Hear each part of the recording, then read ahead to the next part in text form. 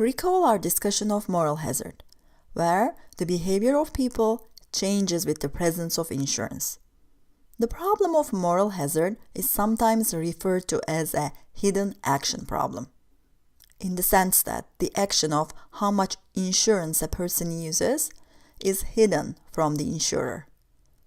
Moral hazard is an example of asymmetric information. Another important dimension of asymmetric information is hidden information, where people differ in fundamental ways that are not observable to the insurer, like their lifestyle choices. In this video, we are going to discuss hidden information, or as it is more commonly known as adverse selection.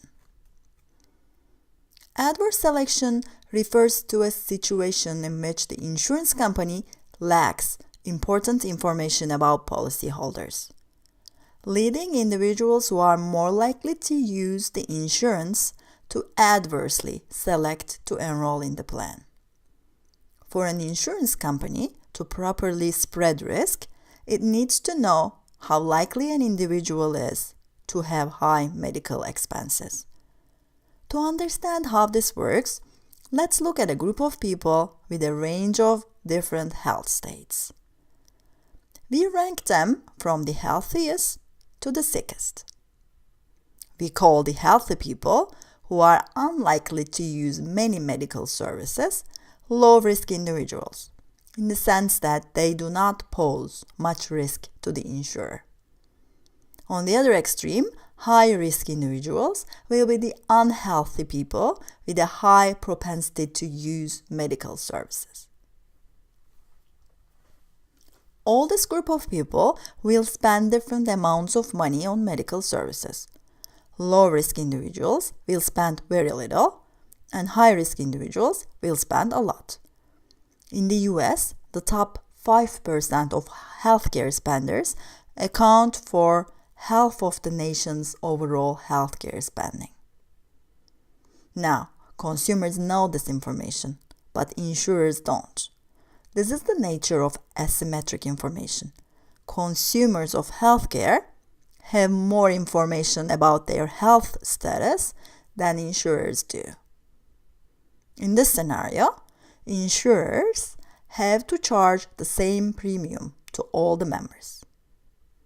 And therefore, the premium will reflect the average expected spending.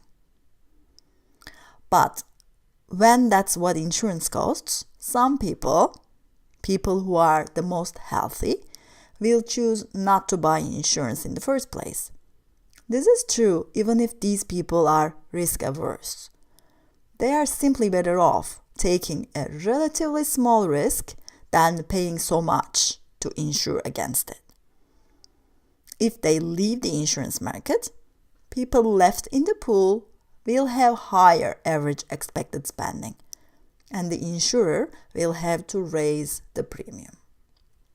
Because of the increase in premium, the lowest risk people will leave the pool and exit the insurance market.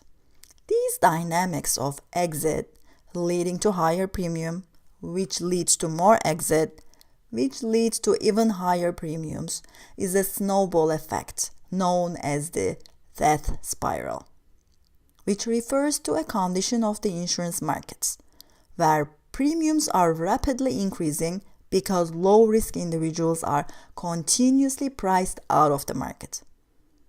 So adverse selection may lead the insurance market to fail. It is a serious problem. So adverse selection exists because the insurance company lacks the information required to tell high and low-risk individuals apart. What are the ways to deal with adverse selection in practice? There are 4 main solutions. Make the information more symmetric, sell insurance to groups and not to individuals, mandate insurance, or offer multiple insurance contracts to separate high and low-risk individuals. The first approach would be to make the information more symmetric. This solution suggests that insurers be allowed to collect health information and use that for pricing decisions. This would result in sicker people paying higher premiums and healthy people paying lower premiums. People with pre-existing conditions will face very high premiums or may be denied coverage altogether. While this solution may solve the adverse selection problem, it may defeat the purpose of insurance. Let's imagine that a diagnostic technology can perfectly predict health spending for the next 12 months. Now, if the insurance company knows that I will spend $500 in the coming year, it'll charge me $500. And if they've discovered that I will be spending $500,000, well, that's what they will charge me. So a plan like that does not provide insurance. It simply presents the member with the bill. The purpose of insurance is to spread the risk. The second solution is to offer a group insurance, mainly through employers. Instead of having people purchase insurance directly, their employers purchase it on their behalf as a part of a group plan. In this case, the insurance company is selling insurance to a large pool of employees, which represent a spectrum of health conditions. Since properly spreading risk requires such spectrum of health conditions, the insurer has little to worry about adverse selection. But group health insurance does create problems, as it ties labor participation and job mobility to higher coverage. The third solution was proposed under the Affordable Care Act. The idea here was to mandate the purchase of health insurance, so low-risk individuals stay in the pool and help maintain affordable premiums. While forcing people to buy insurance against their will may sound harsh, it alleviates the need to use the first approach to mitigate adverse selection. In other words, by mandating insurance, the government can ensure coverage for people with pre-existing conditions. The fourth solution involves offering multiple insurance plans, some that cater to low-risk individuals and some that cater to high-risk individuals.